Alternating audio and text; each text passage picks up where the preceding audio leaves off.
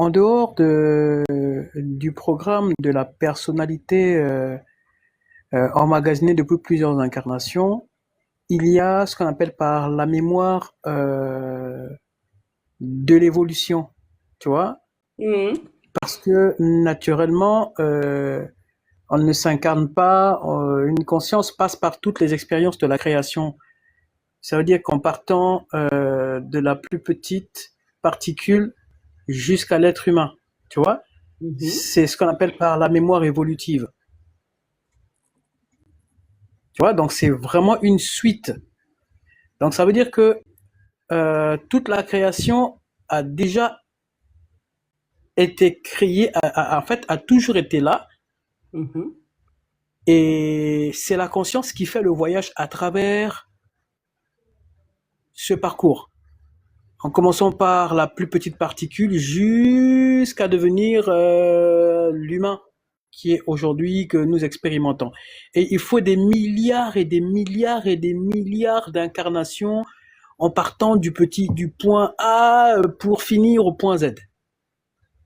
Mais Mais ça passe par plusieurs incarnations. puisque, d'après ce que tu dis de génération, ça fait depuis toutes les incarnations. En Hum, fait, on se constitue, on constitue finalement ce que l'être humain est aujourd'hui. Il y a une évolution dans cela. Cette évolution, enfin une évolution, en tout cas un parcours. Et hum, est-ce que ce parcours, où on a engendré au fur et à mesure des expériences, ces mhm. expériences, euh, euh, est-ce que finalement elles ne sont pas, elles sont des mémoires et non pas, et comme des couches quelque part qui nous, finalement, on nous empêche euh, de toucher l'essence. Mais naturellement, en fait, ce qu'il faut comprendre, c'est quoi derrière? En fait, c'est comme tu dis, c'est plusieurs interfaces et Mhm. sous-interfaces dans Oui, l'évolution. Tu oui, vois?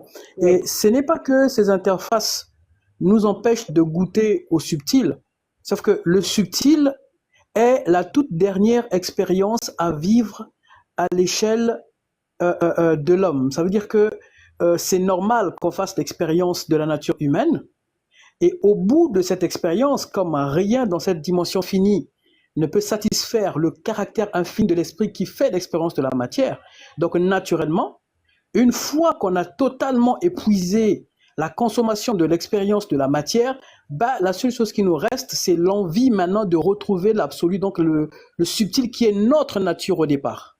Voilà,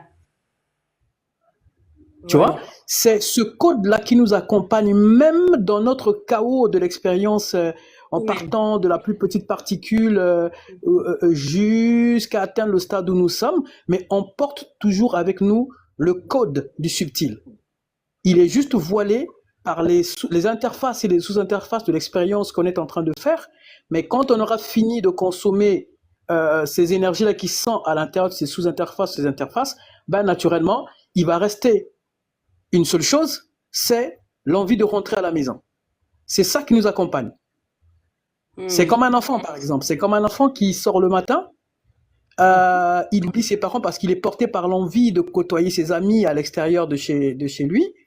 Et quand il va finir de s'amuser, il va s'amuser, s'amuser, il va consommer le plaisir que ça peut engendrer ce contact-là avec ses copains. Ben, au soir, il y a une seule chose qui demeure, l'envie de retrouver sa mère et son père. Hmm. Tu vois, il a semblé l'oublier Ça lorsqu'il se est passe sorti parce bien, qu'il est quand ça porté se par. passe bien à la Voilà. maison, hein, parce que... Voilà. Oui, oui, bon, là, je prends un exemple typique, quoi, tu vois. Oui. Voilà. Ouais, Donc, envie. du coup, tu vois, il a semblé oublier ses parents parce qu'il est porté par l'excitation ou le côté compulsif du plaisir qu'il est censé aller expérimenter avec les autres. Mais quand il aura fini de consommer cette énergie-là, bah, Mhm. il lui restera une seule chose, c'est la sensation du manque de la mère ou du père. Ce qui fera que dit, ben non, non, non, là, il faut que je rentre. Hmm. Ses amis, à ce moment-là, n'ont plus assez d'influence compulsive, ben là, ben, naturellement, il est porté par le désir de retrouver son père ou sa mère qui n'a pas vu depuis je ne sais pas combien d'heures de la journée, quoi, tu vois.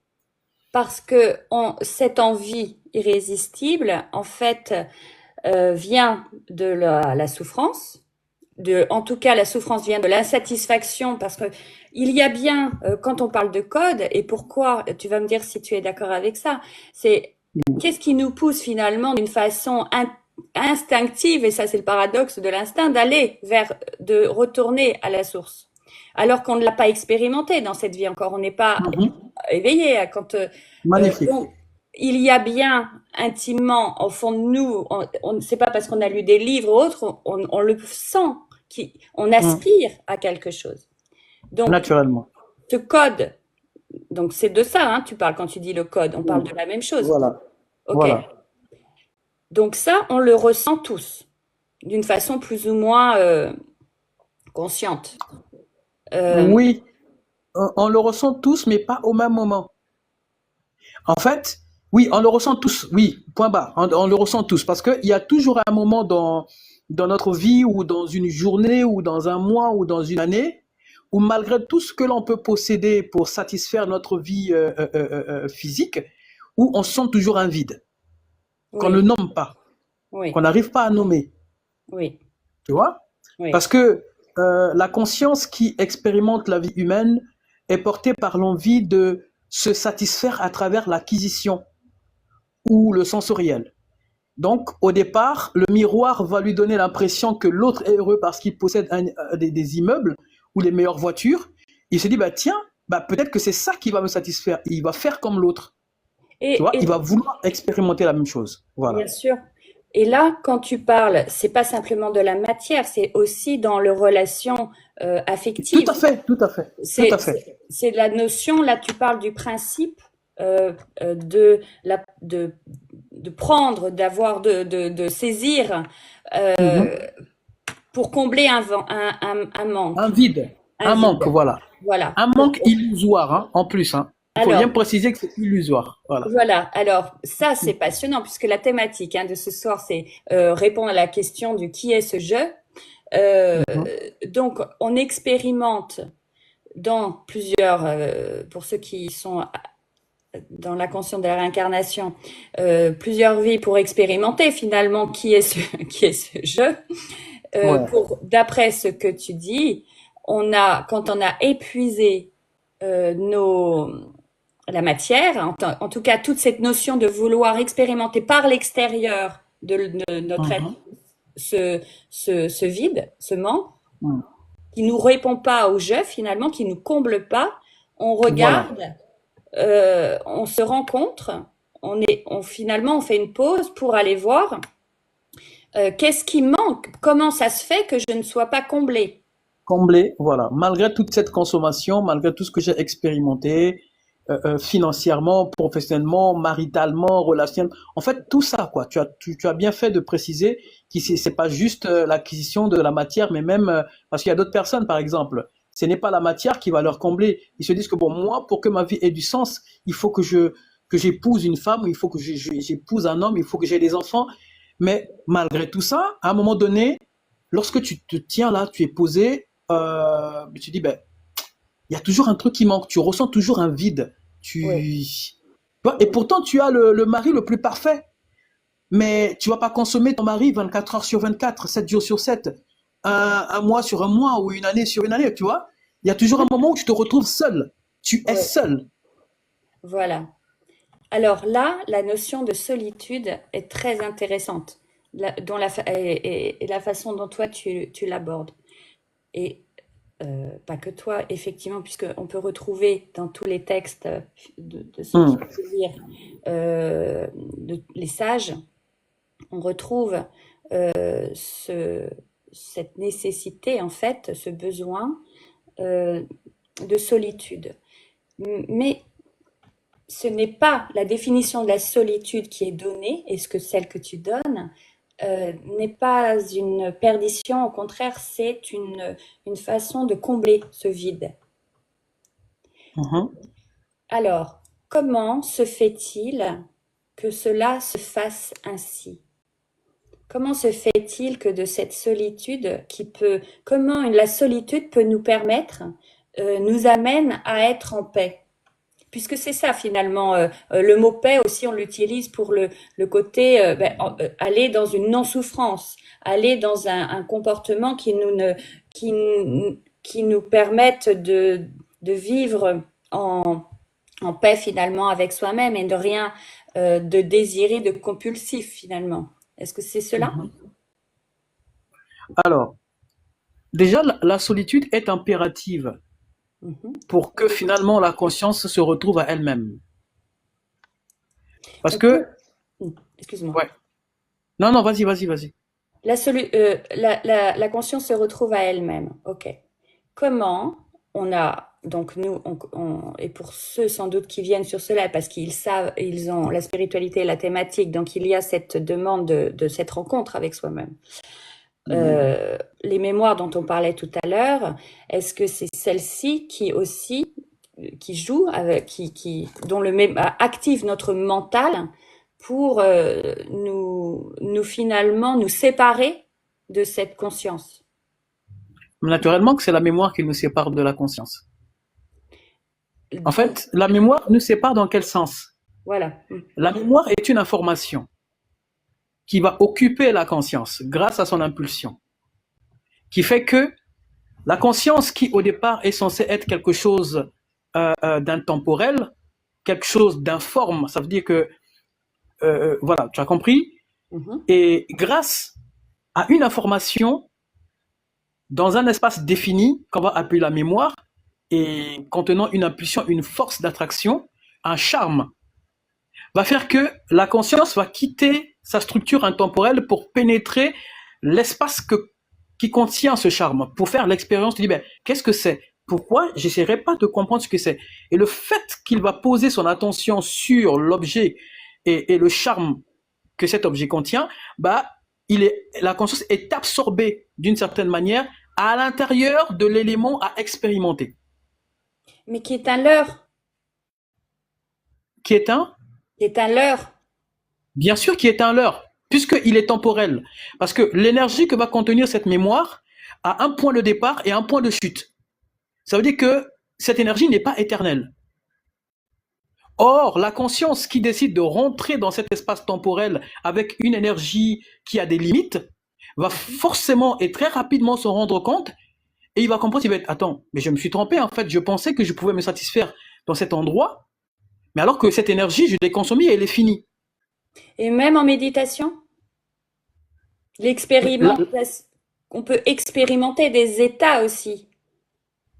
Naturellement, naturellement. Parce que la méditation, c'est quoi? La méditation, c'est quoi? C'est permettre à la conscience de s'entraîner à se retirer des espaces finis pour qu'au fur et à mesure s'élever vers des espaces infinis, Oui. qui est son vrai espace, on va dire, si on peut dire ça comme ça, son état réel. Parce qu'il a quitté l'intemporel pour expérimenter des différents bouts de temps et Mhm. d'espace, tu vois. Les Or, lignes de tout ce qui temps. est temps est une illusion, tout ce qui Mhm. est espace est une illusion. Parce que elle est, la conscience est, ça veut dire qu'il ne peut pas définir, il ne peut pas se définir par rapport à l'espace. Mais il s'est embrouillé dans l'espace qu'il a lui-même choisi de créer pour oublier son intemporel pendant un certain temps. Et donc cet oubli ne contient que de l'information avec une impulsion. Et donc la mémoire lui fait oublier ce qu'il est en réalité. Donc c'est un Mhm. leurre, naturellement. Il lui fait oublier. Il lui permet juste d'oublier temporairement ce qu'il est en réalité. Parce que même si tu fais 1 milliard d'incarnations, ça ne vaut toujours rien comparé à l'éternité de l'intemporel. Ça ne vaut toujours rien. Chez l'humain, ça va paraître extraordinaire, mais par Oui. rapport à l'intemporel, par rapport à l'infini, c'est rien du tout. 1 milliard d'incarnations. Même si tu fais 4 milliards d'incarnations, ça ne vaut toujours rien parce que l'intemporel reste l'intemporel. Elle n'a jamais Mhm. commencé, elle ne finira jamais. Donc, le temps est une grosse illusion, quoi. Oui, mais ça Et c'est la c'est. mémoire qui nous donne cette impression. Hmm. La mémoire qui donne cette impression. Donc c'est l'image que l'on croit avoir de soi. euh, Exact. qui donne cela à cause, au fur et à mesure de ces mémoires, qui, au fur et à mesure de nos expériences méditatives, on va, ce que tu expliques là, les transcender, et donc voir que cela Voilà. finalement n'est qu'un leurre et que ça me définit pas. Mhm. Et d'après ce que l'on peut expérimenter, ce que tu expérimentes, la définition de ce je est le rien, le yue, Ouais. et comment, Mais ce comment, rien, attention, oui, attention, ce rien, il faut bien le comprendre. ben, oui, Le rien, c'est le point ou la porte qui te donne accès à ce que tu es en réalité, que tu as oublié. Le rien veut dire cessation de l'activité de la structure humaine. la mort. Parce que quand tu sors de la structure humaine pour pénétrer d'une certaine manière l'intemporel, mais même de l'autre côté, il y a des dimensions d'expression. Par exemple, par Oui, exemple, l'être humain passionnant ça. contient d'une certaine manière 4 creusets. Oui, L'instinctif, l'émotionnel, l'analytique et la métaphysique. mm, D'accord? mm, Mais la dimension de la métaphysique est reliée naturellement au Sahasrara. Ça veut dire le 7e chakra. mm. Mais quand tu regardes le plan de comment sont disposés les chakras et les canaux, tu vas remarquer que les canaux de l'illusion qui sont Ida et Pingala Mhm. dans le monde des yogis euh, s'arrêtent au 6e chakra, là où s'arrête l'expérience humaine. D'accord? Juste Mhm. à la fontanelle là. Oui, oui. On est Ces deux coronal. canaux-là, exactement. Voilà. Ces deux canaux-là s'arrêtent Pour juste là. ceux qui ne savent pas, le coronal. Et d'ailleurs, si vous voulez avoir un point, le point barouet, vous mettez la paume de la main entre les sourcils et vous allongez euh, le, le doigt, le majeur, et vous tombez sur un point qui est au centre, là, qui est finalement quand on fait un alignement, bon là, moi, c'est par rapport au Qigong, mais on le ressent dans notre alignement intérieur, eh bien, ça fait un point de repère, en fait, de, du corps. Voilà. Donc, en fait, ces deux nadis-là, voilà, on les appelle des nadis, donc Ida et Pingala, donc yin et yang, parce que Mm, l'illusion de la création est dans le yin et le yang, le bien et le mal. mm. D'accord? Et ces deux canaux-là s'arrêtent au niveau de l'ajna chakra. Donc, là, Mm. non, au niveau au milieu voilà, des deux sourcils, là. Oui, là, Juste là. là, l'œil, Voilà. là, là. Le fameux Le troisième troisième œil. œil, le Donc, troisième œil, là. Mm. l'illusion de la création s'arrête là, dans sa version la plus subtile, s'arrête là. Tac, ça se limite. Mm. Ce qui fait les 50 tendances de l'esprit humain. Parce que au niveau de l'ajna chakra, il a 2 tendances. Mm. Tu vois? Et ça s'arrête là. Mm. Et après, il y a le canal principal qu'on appelle le Shushumna, ça veut dire le canal de la neutralité. Mm. Ce qui n'est pas plongé dans le yin ou le yang. Donc, l'absence du mouvement dans la création. Mm. J'appelle Yue, ouais. Et donc, c'est ce canal-là qu'emprunte la conscience pour accéder à l'intemporel. Le Sahasrara. Donc, le chakra a 1000 pétales. Oui. Tu t'imagines? Il a 1000 pétales. Or, chaque pétale représente une tendance. Ah, ça, oui. Alors ça, j'aurais une question là-dessus. Ok. Vas-y. D'accord? Donc, chaque pétale représente une tendance. En partant du Muladhara chakra, le chakra du bas, au troisième œil, il y en a 50 tendances. 50. Tu vois? Ça veut dire que toute l'existence est basée que sur la manifestation des mémoires. Donc, on n'expérimente que des mémoires. Et lorsqu'on termine les mémoires de la nature humaine qui s'achèvent au niveau de l'ajna chakra, ben naturellement, on va quitter le yin et le yang pour pénétrer le canal principal, le canal de la neutralité, et accéder maintenant au premier chakra divin, donc le Sahasrara, avec 1000 pétales, donc 1000 tendances. Donc là, on va expérimenter la nature divine, mais toujours limitée à la version 1000. Et pourtant, c'est plus grand que les 50 tendances de l'esprit humain. Mais là, maintenant, tu vas pénétrer l'esprit divin, mais à sa première expression. Parce que en dehors du Sahasrara chakra, il y en a d'autres chakras. Oui, Donc l'expérience ne s'arrête pas. Voilà. voilà. Même Oui. dans l'intemporel, l'expérience continue. Donc, Voilà. ok. En résumé, tu me dis si c'est juste. Enfin, si tu es OK. Quand on rentre en méditation, donc on capte en fait, on se met en 1, on l'est déjà, mais disons qu'on enlève tous les blocages qui nous permettent d'être justement dans ce champ du 1, qui amène comme un flux, en fait, montant et descendant quelque part, mais un flux qui qui nous ouvre à une vibration, le mot et les mots à cet endroit, c'est À une fréquence, si tu veux. une fréquence, à une fréquence donnant accès à tout une immensité. Mais Ouais. cette immensité, là même dans ce que tu dis dans l'intemporel, a des nuances. Exactement. Tu vois, 1000 mémoires, 1000 informations. Est-ce que tu seras capable d'expérimenter les 1000 du simple fait que lorsqu'on devient, par exemple, lorsqu'on s'incarne en tant qu'être humain, on n'expérimente pas les 50 tendances au même moment. Et pourtant, les 50 tendances sont déjà dans la structure humaine. On va commencer par expérimenter les 4 premières tendances du premier chakra.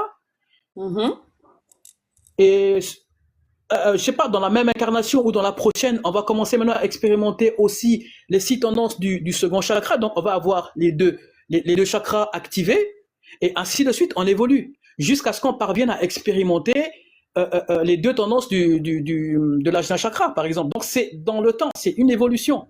Donc, je sais pas. Ça, je ne peux rien confirmer, hein. Je suis pas là-dedans, mais je vois juste comment fonctionnent les tendances ici, les tendances humaines.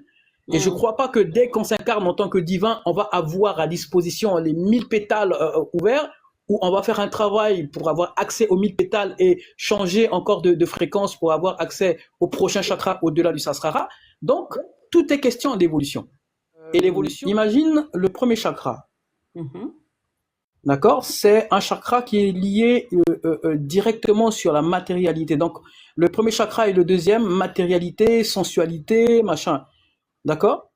Alors, pour une conscience, voilà, pour une conscience qui pénètre pour la première fois la structure humaine, naturellement, les chakras ont tendance, ça va être quasiment les 2 premiers.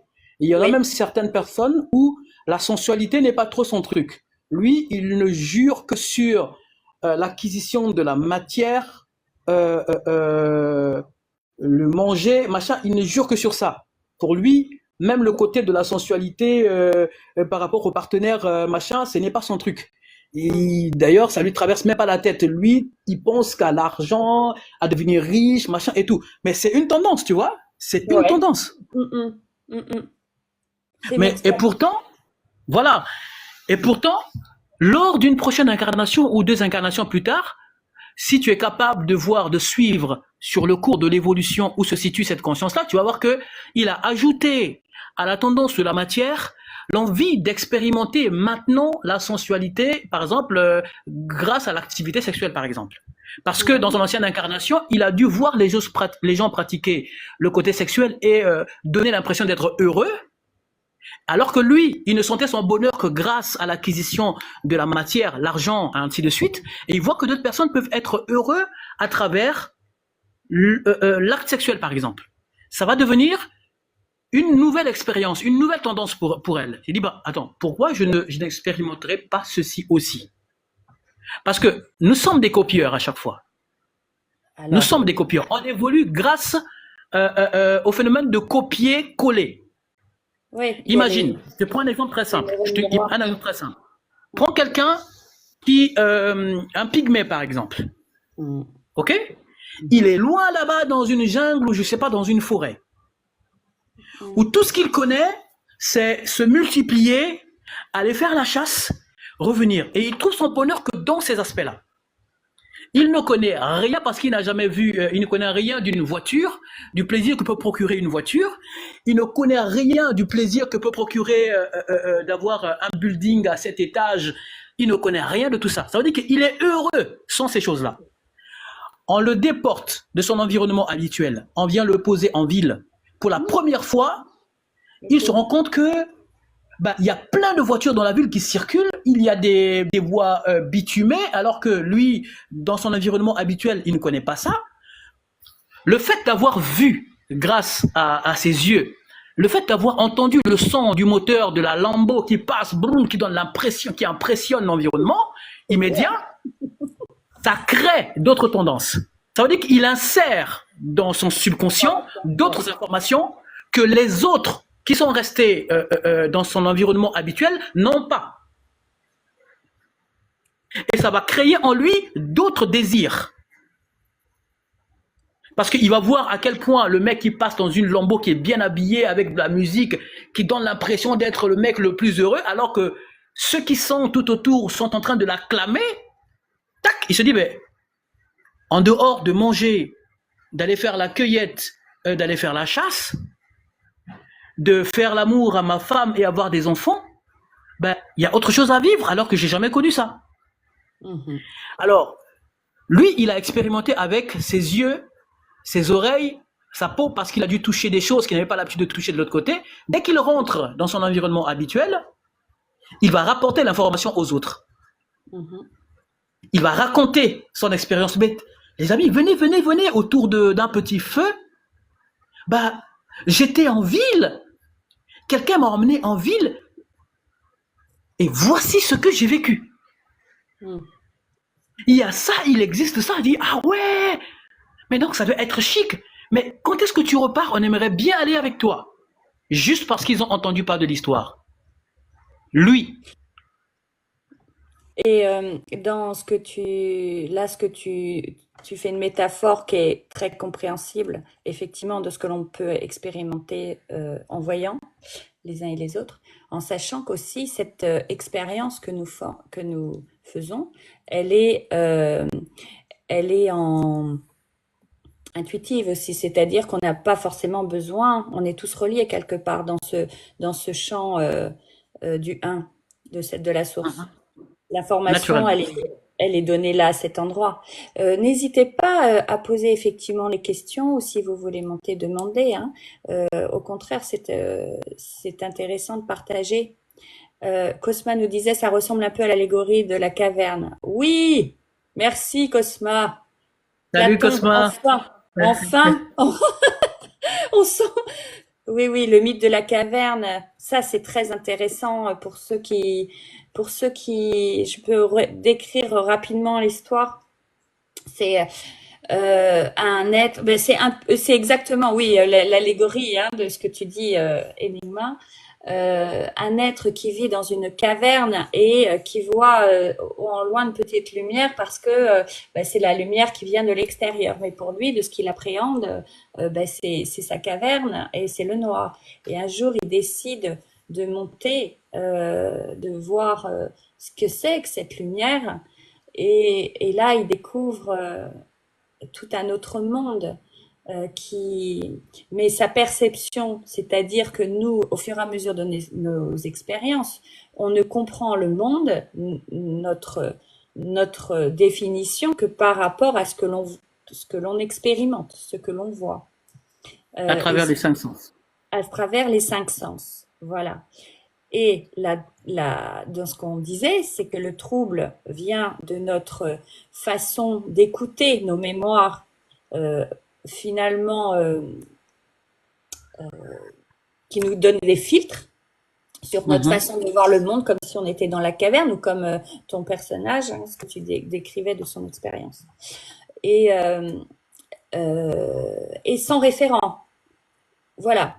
Où est-ce comment on se dit, tiens, à cet endroit on est est-ce que c'est le bien-être qui nous donne la justesse de dire on est au bon endroit au bon moment? Le bien-être, déjà, il faut commencer à le définir, en fait. Qu'est-ce que c'est que le bien-être? Oui. Qu'est-ce que c'est que le bien-être? Alors, en fonction de l'expérience de celui qui est en premier ou deuxième chakra, si on reprend ton exemple, ou celui qui expérimente la matière et le besoin d'obtenir, bon, l'expérience, quand elle a transcendé cette matière-là, cette expérience-là, finalement, il y a quand même un vide. Naturellement. On va vers autre chose. Qu'est-ce qu'il y a après? Voilà. Qu'est-ce qu'il y a Un après? autre vide. Et alors, c'est quoi après pour qu'on soit bien? Parce que finalement, il y a toujours ce manque qui est là. Eh Euh, oui. alors, est-ce que, d'après ce que tu dis, finalement, parce qu'à un moment, on est toujours seul.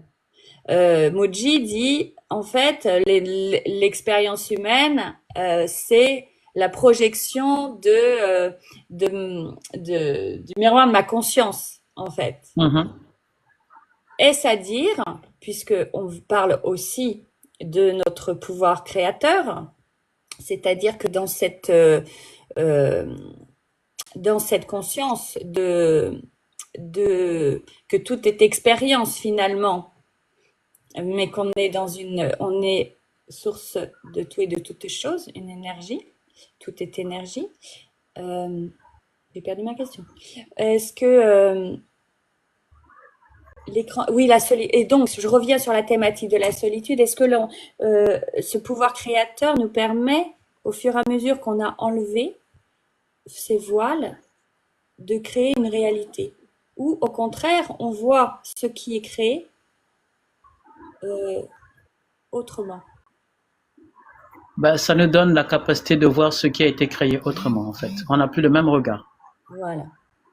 C'est très important ça de souligner parce que on entend beaucoup hein, ces conversations sont de façon très importante hein, dans notre évolution de ce pouvoir créateur. Or, raison gardée, raison gardée quand même de cela et ceux qui sont risqués, ben, effectivement, c'est pas tant sur la création elle-même, c'est sur le reflet de la création finalement qu'on Ouais. intervient. C'est ça. Mais même dire qu'on intervient sur le reflet de la création est une pure illusion. Est Oui, une pure illusion. En fait, nous sommes des lecteurs de la création. On n'a jamais créé quoi que ce soit. En fait, quand on dit que nous sommes des créateurs, c'est de façon, on va dire quoi, de façon figurée. mm. Pourquoi? Parce que nous rentrons dans un corps. Donc, les sensations sont déjà prédéfinies. Ça veut dire qu'on n'a rien créé. C'est pas nous qui avons créé le fonctionnement de l'émotionnel. Quand je dis nous, je parle de l'être qui fait l'expérience du corps humain. Mm. D'accord?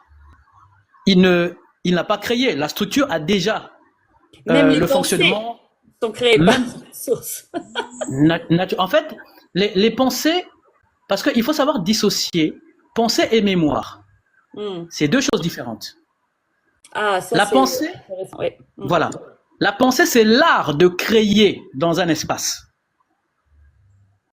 La mémoire, c'est l'élément créé dans cet espace. Oh, on va le redire celui-là. La pensée est ce qui nous permet de créer, croire qu'on crée dans Voilà. l'espace. Et la mémoire, c'est, C'est redis-le, l'élément créé dans cet espace. c'est l'élément créé dans l'espace. L'espace psychologique, si tu veux.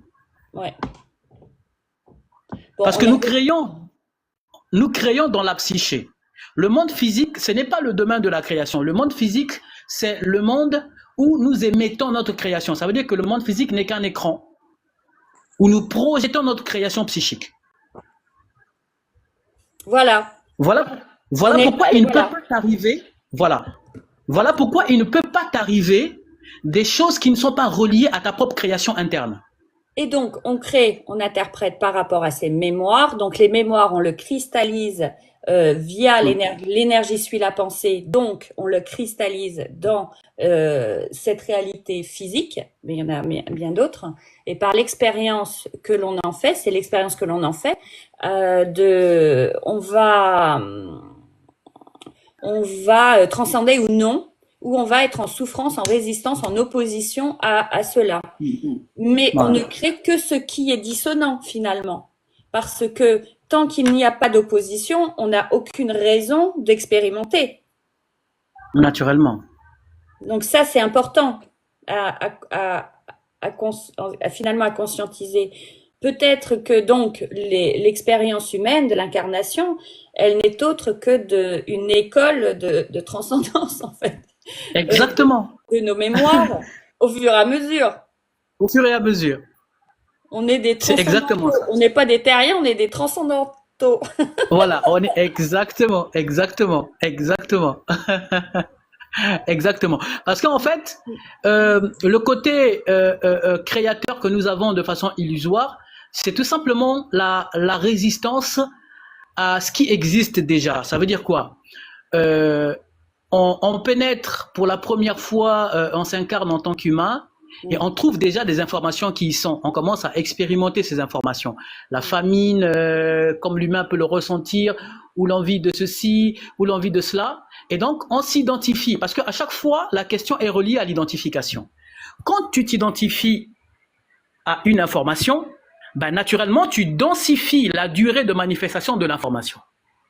Voilà, c'est ça. Ça, c'est très important aussi. L'identification à une émotion, une pensée, oui, nous perdure, et donc si on veut Exactement. faire un lien avec les neurosciences, ça inscrit un schéma de pensée qui finalement crée le film qu'on est en train de se créer et qui donc fait la projection en face de nous. La projection. Exactement. C'est exactement ce qui se passe. C'est ce côté-là qui nous donne l'impression de créer. Sinon, on ne crée pas. C'est juste qu'on s'identifie à la création. Le fait qu'on s'est identifié à la création, on l'a alimenté, on l'a amplifié, on a retardé sa consommation maximale pour renforcer son expérience dans le temps. Donc ça veut dire que si tu étais censé l'expérimenter pendant 2 jours, le fait que tu t'es identifié à cette information, tu l'as amplifié grâce à ton énergie vitale, parce que tu es comme de l'électricité qui alimente le jeu. Tu fais fonctionner le jeu. Alors, la difficulté, là, on parle parce qu'il y a l'expérience et l'expertise de celui qui regarde. On peut parler comme ça parce qu'on a fait l'expérience de regarder cela. Mais celui qui est dedans, qui est dans l'émotion, enfin, qui s'identifie à cette émotion, quel est son chemin, donc pour parvenir à voir ce mécanisme, c'est la souffrance. C'est la souffrance, et pour s'en sortir, c'est la méditation, c'est de poser son regard sur cela. En fait, mais on peut le faire même d'une façon très pragmatique, sans rentrer en méditation quelque part. Même on peut préparer le terrain d'un point de vue cognitif. Et là, notre mental nous sert d'un point de vue analytique, parce qu'il a son utilité aussi, il ne faut pas le jeter. De jouer à cela, de jouer à regarder ce qui se vit en soi. Et que ce soit une émotion, l'effet de cette émotion, et pour transcender, finalement, faut-il, et que ce que tu as dit, pour qu'elle reste le moins possible, parce que nous, on veut le plus vite possible allez bien, il faut la vivre pleinement. Alors, oui, mais naturellement. Et là, c'est notre instinct va dire « Ah non, je ne veux pas aller là où j'ai mal ». Or, le mal est une création, c'est une mémoire que l'on crée. Donc, c'est pour ça que on peut retrouver ça aussi dans l'hypnose. Le fait de l'expérimenter vraiment, la peur s'enlève, puisque quel est le frein? C'est la peur. La mémoire est égale à la peur. Alors, la peur, oui, naturellement, la peur, tout ça émane de la mémoire. En fait, ce sont des codes qui sont préétablis pour finalement nous permettre de faire le voyage vers la sortie du jeu. C'est normal. Le jeu, la matrice. Parce que, pas le jeu du jeu. Le faux jeu. Exactement. Mais voilà, le faux jeu. Aller au jeu du 1. Exactement. Ouais. Parce que on a tendance à oublier quelque chose. Non seulement que le mal, il y a aussi le bien. Le bien est même beaucoup plus dévastateur que le mal dans le jeu. Parce que le bien joue quel rôle? Il nous permet de nous sentir à l'aise dans le jeu et donc de conforter le mécanisme du jeu. Ouais. Or, le mal nous fait sentir mal à l'aise dans un espace et donc naturellement on va vouloir le fuir. Donc finalement, oui, c'est le mal nous permet et notre alerte de dire, oups, L'environnement n'est plus propice. l'environnement n'est pas propice Voilà. euh, et le bien, C'est ce qui nous maintient dans cet environnement. ouais. Oui, c'est d'où le système du samsara, finalement, de cette école de la transcendance. On bougerait pas, hein, on est bien, on se connaît bien. Hein, moi, la première, s'il n'y a pas une anomalie, bouge pas. C'est l'expérience d'un désarroi ou d'une désharmonie ou d'une maladie, enfin qui peut même décliner vers jusqu'à la maladie pour sortir. Sinon, on n'a aucune raison. Maintenant, je voudrais revenir sur deux notions que tu as dit là, qui est très intéressant. Vous pouvez poser vos questions aussi, hein, moi j'en profite. La création et le créateur. Quand tu dis on a cru, parce que ça, on entend beaucoup, hein, cette notion, nous sommes créateurs. Or, là, ce que tu as souligné, c'est que on est créateur du mécanisme de la projection de ce que l'on peut créer dans notre expérimenter, voilà. Expérimenter, mais pas le créateur. Ça, c'est ça, c'est je savais que tu allais en venir. La source de toutes les choses. On est à l'origine. Tu vois, on est le créateur. En nous, on a le code de la création, puisqu'on est créé de cela, de cette source-là. Et en même temps, on n'est pas le créateur. Alors, déjà, il faut revenir à un seul principe. Le principe du 0 et du 1. Bon, ça, le 1 découle du 0. D'accord? Ouais. Le 1 découle du 0.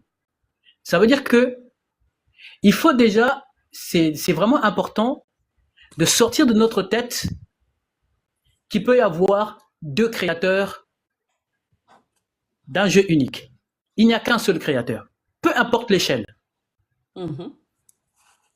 Même s'il existe des zombies quelque part sur la planète ou en dehors de la planète, où il existe des extraterrestres, ces extraterrestres ont été créés par une seule entité. On est d'accord, c'est super où tu vas là. D'accord? Par une seule entité. Ça veut dire que tout ce qui existe n'existe que dans le champ de cette entité. Rien n'est extérieur. Parce que s'il y a quelque chose à l'extérieur de lui, ça veut dire qu'il y a deux divins, alors que personne ne peut prétendre dire ça. C'est impossible. C'est comme si un de tes organes décidait de dire que je ne suis pas Tiffany, je suis l'égal de Tiffany. Alors que c'est l'ensemble de ces organes qui font ou qui fait Tiffany. C'est parce que tu as un foie, tu as l'estomac, tu as ceci, tu as un cœur, tu as des poumons, tu as des yeux pour former la structure. Tiffany, pardon. Ah oui, fais gaffe. Tu vois un peu? Donc, peu importe la manifestation dans cette dimension ou dans la suivante, ça reste dans un seul cercle, dans un seul tout, la seule entité. Ça veut dire que tout ce qui est créé n'est que lui. Rien de ce qui existe n'existe sans lui, parce que tout n'existe que par lui et à l'intérieur de lui-même. Ok. Et donc, il faudrait commencer par... Je voulais en venir. Je voulais en venir. Il y a le tout qui crée le jeu à la surface de sa propre structure. Et il y a ce même tout qui, de façon fractionnée, se détache de la totalité pour pénétrer le jeu créé. Ça reste toujours la même entité. Ça veut dire que tu es celui qui a créé le jeu avant de t'incarner en tant que l'individu, le microcosme du macro, le petit point du tout. Parce que même ce petit point du tout ne bouge qu'à l'intérieur du tout. Un exemple très simple pour comprendre ça. Observez l'océan. Est-ce que les vagues à la surface de l'océan existent en dehors de l'océan? Oui, cet exemple est parfait. D'accord? Et pourtant, cette surface océanique qui semble bouillonnante, lorsque tu traverses la couche des vagues, tu vas pénétrer on va dire, tout en bas là-bas, c'est un calme total. Le calme au fond. Alors. Le calme profond. Mhm. Donc, prenez un peu cette allégorie comme le créateur qui est toi, qui émet des intentions à la surface de sa propre sphère pour donner l'impression de ne pas être le calme qui est tout en bas. Parce que peut-être que c'est là notre plus grand effroi finalement d'y aller dans ce calme profond. Exactement. Que veut dire cette existence, puisque là on est amené à faire, or finalement on découvre qu'il n'y a rien à faire. Voilà. Mais le pire, c'est que vous tout seul. Va donc expliquer ça. C'est terrible quand même. Parce que la seule chose qui donne, l'impression que la vie est magnifique, c'est le mouvement. Ah. C'est le mouvement. Le mouvement et l'expérience de toutes nos pétales de tendance. Mais tout ça, c'est le mouvement. C'est parce qu'il y a quelque chose qui bouge que ça donne l'impression d'exister. Et l'être humain, naturellement, dans son expérience, est prisonnier du mouvement. Ça veut dire qu'à chaque fois, dans sa structure psychologique, il y a de l'information qui circule. Et dans ce mouvement de l'information, contenant une force ou un charme, la conscience est portée avec. C'est pour ça qu'il n'y a quasiment pas d'arrêt. Donc, à aucun moment, nous sommes en arrêt. Nous sommes des vagabonds dans notre structure psychique. Des nomades. Voilà. Et donc, le but de la méditation, c'est d'arrêter le vagabondage de la conscience à travers sa création. Voilà. Akatsuki nous souligne que le mouvement est constamment initié par un désir. Naturellement. Ouais. Parce que même le désir vient d'où? D'une mémoire. Donc, il y a plusieurs interfaces de mémoire qui jouent des rôles différents. Tel type d'hormone, c'est pour émettre un désir qui n'est conditionné que par une information émise par un cerveau et que le cerveau, les cellules ou les mémoires du cerveau sont régies par une stimulation extérieure grâce aux 5 sens. Donc, il y a une corrélation entre les 5 sens. D'abord, entre le mental, d'où se trouve toute notre création, le monde extérieur expérimenté par les 5 sens et l'interprétation de cette information par le cerveau pour générer des émotions, et les émotions vont encore cristalliser le même mécanisme qui va devoir encore se déployer sur l'écran pour, vous voyez, c'est quasiment un triangle. C'est ce que j'ai appelé moi par le triangle infernal. Oui. Et en fait, quand on est dans le UA, en fait, dans le 1, je sais pas comment toi tu le décris, le vide plein, le tout. En fait, on observe cela. On observe les vagues qui sont les vagues de nos créations psychiques. Exactement. Finalement. Et on ne devient plus nomade. En fait, l'éveil est cette conscience d'être nomade, enfin d'une partie de notre potentialité et d'être à la fois nomade et immobile. Voilà. Et il faut atteindre. En fait, c'est là où c'est magnifique. C'est là où c'est magnifique. Parce que ta capacité à ne pas être nomade par rapport à ta création, donc le champ des mémoires, c'est déjà regoûter à l'expérience de l'immobilité. Parce que le fait que tu goûtes à l'immobilité, tu enclenches la mémoire de l'immobilité. Ça veut dire que au départ, tu n'avais pas d'autre choix que de bouger dans l'espace psychologique. Et pour la première fois, tu goûtes à autre chose que le mouvement dans l'espace psychologique. Donc, tu as 2 choix maintenant. Ce qui fait que... Même, puisqu'on est c'est la source de... Même ça, c'est créer. C'était déjà là. C'était déjà là, en fait. C'est Donc, pour ça que je dis qu'on porte le code avec nous. voilà. La précision de Et la pensée nous permet justement, c'est pour ça aussi qu'il m'importe aussi et je pense que Enigma fait la même chose de ce côté, de transmettre quand on entend cette conscience, ça nous renvoie à notre faculté aussi de préciser la maîtrise finalement de où je pose mon attention et comment naturellement. ne pas prendre et accepter même quand il y a un tsunami émotionnel dans nos vies, quand bien Mhm. même on ait expérimenté ces expériences parfois de révélation, c'est constant. Euh, et, et, Exactement. et ça, c'est aussi pour enlever de la peur et aussi du désir de vouloir une stabilité émotionnelle. Ça n'arrivera, enfin, si, ça peut arriver au bout d'un certain temps, mais en tout cas, il y aura toujours ce mouvement, ce mouvement, ce mouvement. Ce mouvement, c'est comme je vous ai décrit un peu l'image de l'océan, la différence entre la surface de l'océan avec le mouvement des vagues et le fond de l'océan où tout est calme. Mm, D'accord? Les deux vont coexister, toujours. mm.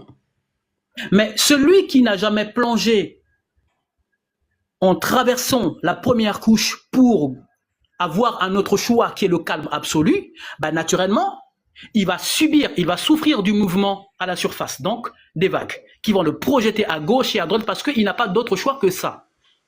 Il n'a plus connu autre chose que ça.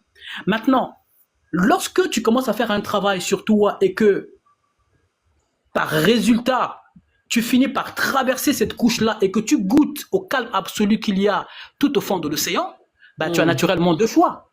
Et en fait, je t'assure que Tiff, j'ai vécu des expériences où, quand je décris cette affaire de l'océan, machin, c'est par rapport à une expérience.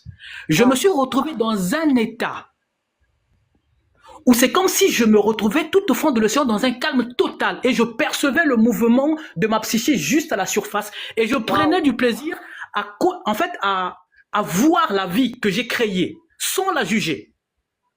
Voilà, t'as trouvé, sans le jugement. Juste incroyable, magique. Magique, moi je vous assure que c'est magique.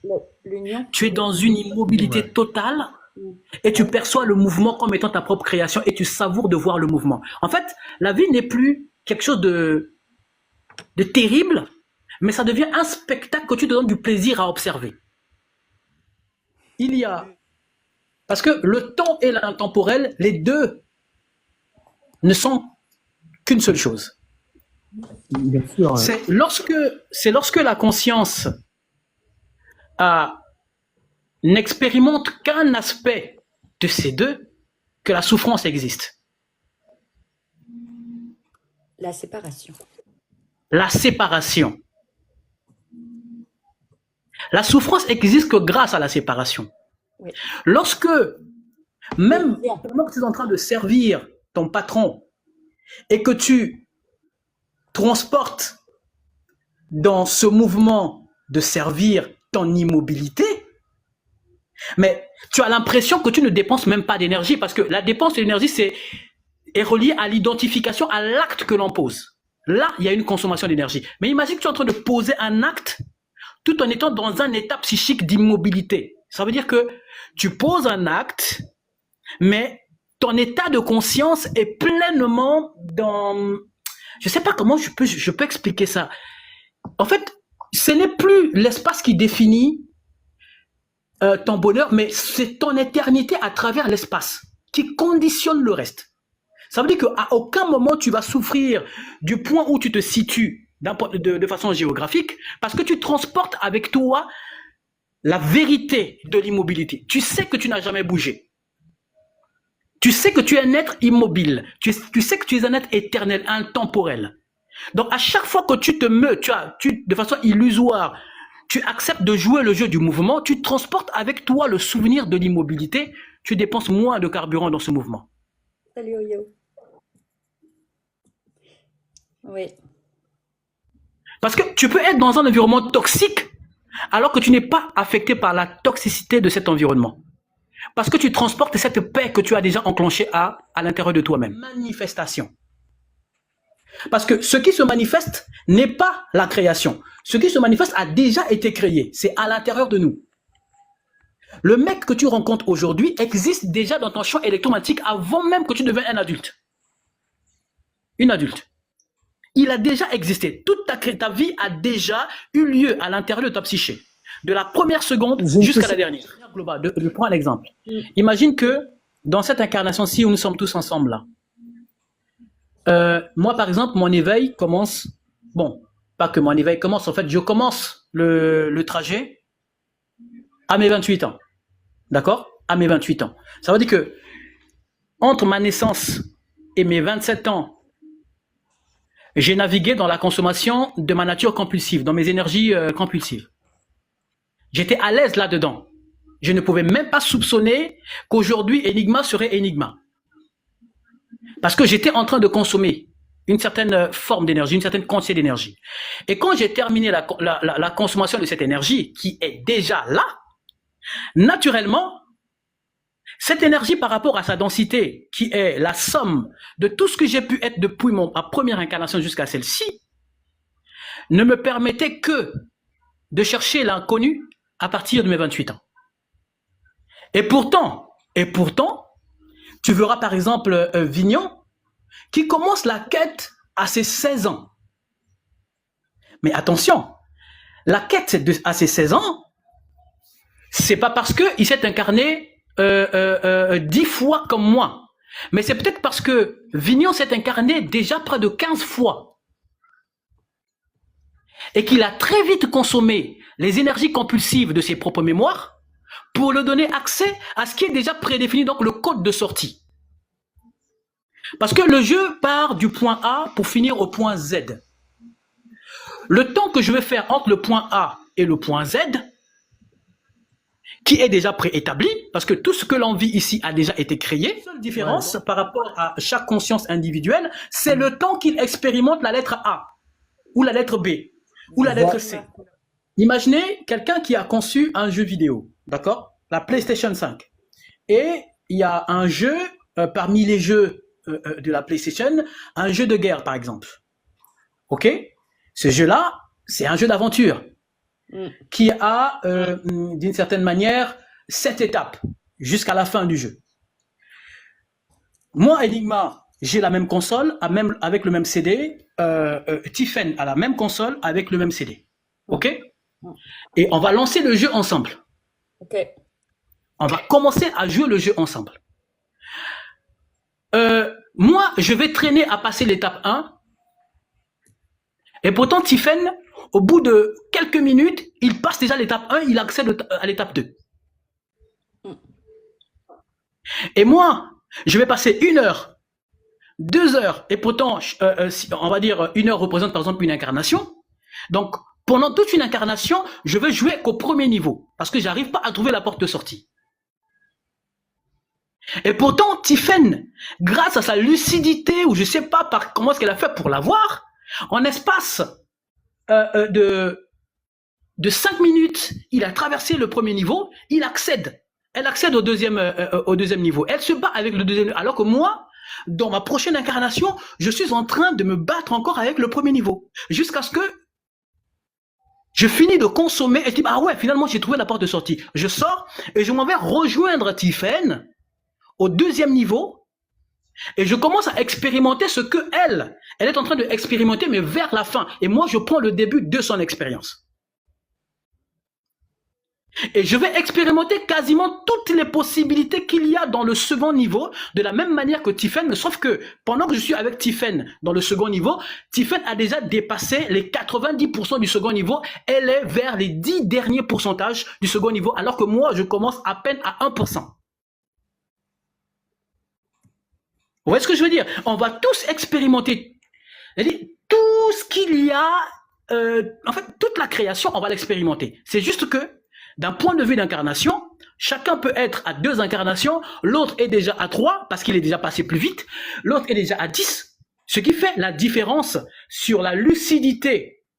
Alors que nous vivons tous les mêmes situations, tu vas prendre Tiffen et par exemple Cosma, ils sont dans la même ville, ils vivent les mêmes difficultés, ils ont le même karma collectif, mais pourtant, ils ne souffrent pas de ce même karma collectif de la même manière. Ouais, c'est ça. Ça, c'est sûr.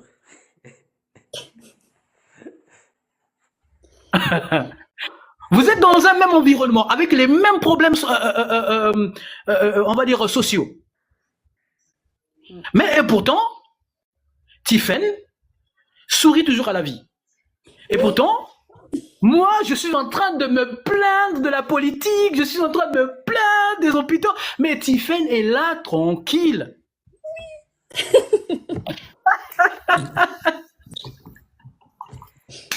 Je fais au mieux, Donc voilà un peu.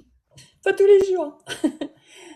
Ouais, c'est très beau, c'est très... merci, la pédagogie, la visuelle est très claire et En fait, si j'ai bien compris, qu'effectivement, on va expérimenter tout ça. Parce que on est tous chacun.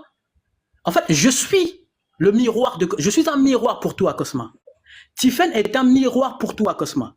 Le V est un miroir. Tout ce monde ici n'est que.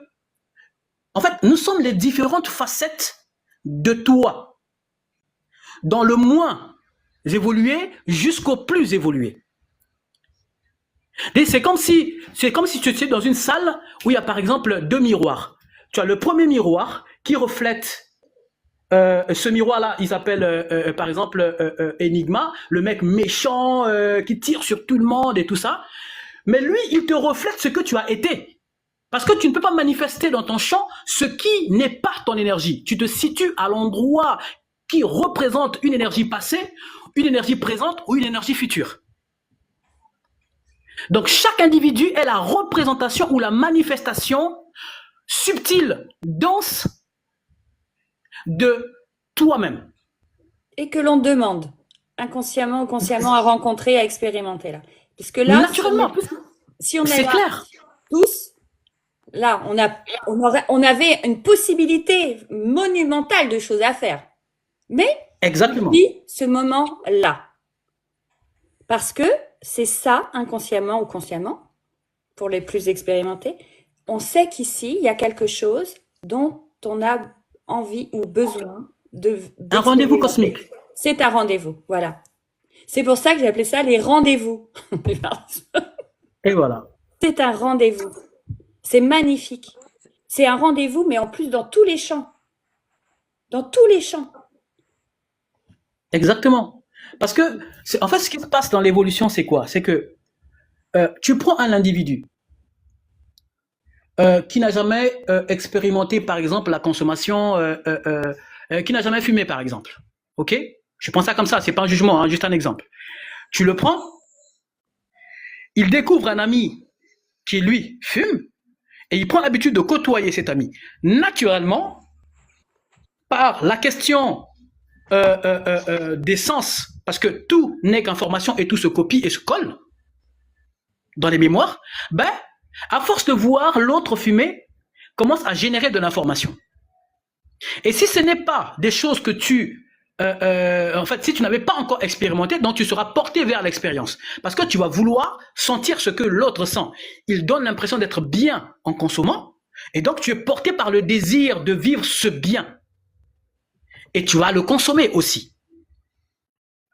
Tu vois? Donc l'autre est le miroir d'une expérience que tu n'as jamais encore vécue. Mais tu as le potentiel. On a tous le potentiel. Exactement. C'est pour ça qu'on le sait. Exactement. On va le voir. Ce qui fait que aujourd'hui, tiens, je rencontre Enigma, il dit tellement de belles choses. Mais, ok, Enigma, c'est toujours moi. C'est ma version, d'une certaine manière, future. Parce que je ne pourrai jamais entrer dans ton champ si tu ne portes pas cette énergie en toi. Si cette énergie n'est pas encore enclenchée, tu ne me rencontres pas, ce n'est pas possible. Voilà. Cette énergie existe en toi, mais à un état embryonnaire. Et donc, il faut que tu rencontres à chaque fois ce miroir pour accélérer le processus d'enclenchement de cet état embryonnaire pour devenir un œuf et éclater. Et pour maintenant embrasser totalement ce miroir que tu deviens toi-même.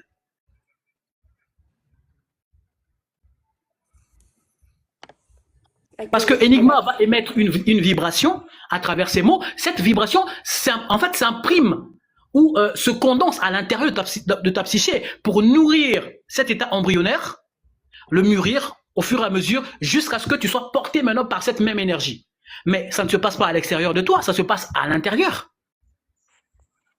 Ça veut dire que Enigma existe en toi, Tiphaine existe en toi. Toutes les personnes qui sont ici existent à l'intérieur de toi, sinon tu ne les verrais pas. C'est impossible. Un exemple très simple. Un exemple très simple. Pour te permettre de comprendre ça. Un exemple très banal. Prends un verre d'eau. D'accord? Prends un verre d'eau, dépose sur ta table. Tac. Viens avec, par exemple, tu prends ta femme. Si tu as, par exemple, tu as 2 enfants, tu as une femme, tu les mets là, ensemble. Et toi, ok? Et au même moment, demande à ta femme, à tes 2 enfants, de mettre au même instant, chacun d'eux porte une cuillère de je sais pas combien de machin, et prenez du lait en poudre, d'accord? Ces 3 vont récupérer avec ces cuillères du lait en poudre et mettre dans le verre. La vitesse à laquelle l'eau va devenir solide est différente que lorsqu'il y a un seul individu pour prendre à chaque fois une cuillère et mettre dans le verre. Tu vois ce que je veux dire? Oui, je vois. Parce qu'à force d'accumuler du lait en poudre dans un verre, l'eau va se densifier jusqu'à former un corps solide. Si vous n'arrêtez pas d'y mettre. Vous comprenez ce que je veux dire? Et plus vous ajoutez l'élément, la couleur va se densifier jusqu'à l'eau va peser, va devenir comme une bouillie, et de la bouillie va devenir quelque chose de solide. Parce que vous avez renforcé la matière solide dans le liquide. Donc, à dépasser, par exemple, le solide a atteint 80% de la matière liquide. Donc, naturellement, la matière liquide va disparaître dans le solide. C'est normal. Maintenant, si c'est un individu, si par exemple à 3, ça te permet en 1 heure de rendre cette eau solide, mais si c'est un seul individu qui va prendre la même dose de lait en poudre pour verser dans ce verre, ça va te prendre, par exemple, 5 heures ou 10 heures de temps. Un exemple comme ça. C'est de ça qu'il s'agit.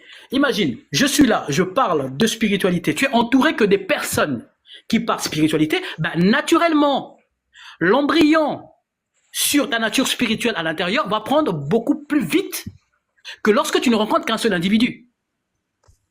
Parce que chaque individu va déposer. Et tu oui, vas-y. Et en fait, on s'harmonise. En fait, l'énergie s'harmonise et donc tu te mets au diapason. On se met au diapason. Tu te mets au diapason. En fait, on est le home. Ah, il vibre voilà. là. Okay, par accumulation. Par accumulation. En fait, c'est Cosma qui manifeste ce rendez-vous. C'est Tiphaine qui manifeste ce rendez-vous où elle va rencontrer le Vignon au même moment. Cosma, Enigma, oui. Akatsuki, et Élégance et tout ça. Chaque individu a créé ce moment. C'est ça, co-création. C'est là le mot. Et humanité, comme disait Akatsuki. C'est pour ça que le principe d'unicité fait sens lorsque l'on est dans ces états d'harmonie totale. C'est ce que magnifique Akatsuki. Akatsuki, le boss. Ouais. Les neurones miroirs aussi a un effet plus, on va dire, scientifique, analytique. On voit ça aussi. On voit aussi, quand on se met au diapason, en fait, ça joue aussi sur le système, même jusqu'au physique. Naturellement. Ou la guérison, en fait. Mais nos mémoires se situent où? C'est dans le système hormonal. Là, on peut, là. L'information circule que dans les hormones et dans le système endocrinien. Donc, c'est même ça le miroir. C'est pour ça que je disais dernièrement que toute notre vie se déroule à l'intérieur de notre système nerveux, avec toutes les connexions neuronales qu'il y a. Et les hormones qui vont avec. Mais c'est un bijou, en fait. Quand je reste tranquille, je me dis, ouais. Donc moi, en tant que créateur, j'ai créé un jeu aussi complexe. Mais c'est incroyable quand même. C'est fou. Oui. Et ce qui est marrant, enfin, je ne sais pas si vous avez enfin sans doute t'as expérimenté ça, mais c'est mon jeu en ce moment, de se déambuler hein, dans ce qui notre jeu, notre play euh, dehors en fait, ce marché, et de voir en fait ce qui nous entoure comme déjà, c'est nous-mêmes, une extension de nous-mêmes, mais que de l'énergie, et avec chacun des motivations, tu vois, les mémoires qui bougent ces énergies d'une façon ou d'une autre, mais que tout est, bien même on n'ait pas cette expérience sensorielle, quand bien même, tu vois, le fait d'entendre tout ce qui est dit là, nous permet de nous positionner, même intellectuellement, comme si l'avion va sur la piste, ben, pour bien aller, pour bien décoller, ne serait-ce qu'avoir cette conception d'un je sais que je ne sais pas, il y a tout un pan, et Ouais. peut-être partir du principe que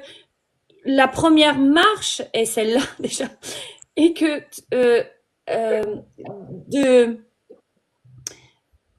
d'expérimenter avec cette conscience que tout est de la même source et tout est énergie. Quand bien même on ne le comprenne pas, quand bien même ça explose, on ne peut pas notre mental, il n'y a pas la case, il n'y a pas la place pour appréhender ça, mais le garder comme en mathématiques on met l'infini.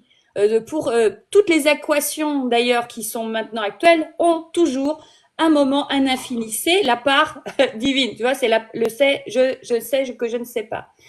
Et cette évolution, je sais pas, vous me direz si vous êtes en accord, comme tu dis, Vignon, c'est vraiment de se positionner avec cette, premièrement, cette première pensée de ça. Ce qui l'on voit est dingue, est complètement surréaliste et pas acquis. On découvre, il y a des oiseaux dans le ciel, on est en mouvement, c'est dingue. Découvrir déjà ça comme un, En fait, c'est exactement ça. Le truc, c'est de se positionner en lecteur. ouais, observation. C'est de se positionner en lecteur.